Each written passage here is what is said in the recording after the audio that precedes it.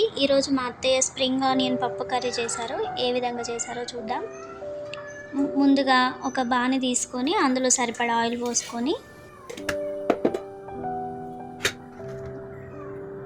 Oil వేడెక్కిన తర్వాత onions వేసుకున్నారు.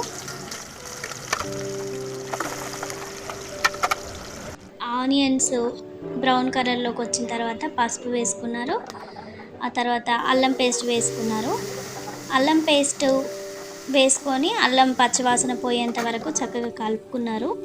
కలుపుకున్న తర్వాత కొంతమంది ఈ స్ప్రింగ్ ఆనియన్ కర్రీలోకి కారం వేసుకోవచ్చు, లేదంటే పచ్చిమిర్చి కారం కూడా వేసుకోవచ్చు. ఇక్కడ మా అత్తయ్య పచ్చిమిర్చి కారం వేశారు. సరిపడ పచ్చిమిర్చి తీసుకొని పచ్చపచ్చగా దంచుకొని ఆయిల్లోనే వేశారు. ఆయిల్లో 1 నిమిషం మగ్గిన తర్వాత ఇప్పుడు స్ప్రింగ్ ఆనియన్స్ అన్నీ కూడా ఆయిల్లో వేసి చక్కగా కలుపుకొని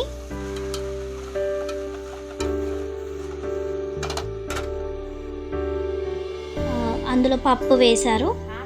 పప్పు స్ప్రింగ్ ఆనియన్స్ రెండు చక్కగా అంతా పట్టేలాగా కలిపి పెట్టుకున్న తర్వాత కొద్దిసేపు ఒక 5 మినిట్స్ అది అందులో ఆయిల్లోనే మగ్గనివ్వాలి.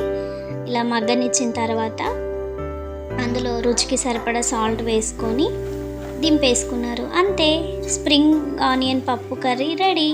కమ్మగా రుచిగా ఇది చపాతీలోకి బాగుంటుంది, లేదా వేడివేడి రైస్లోకి కూడా చాలా బాగుంటుంది.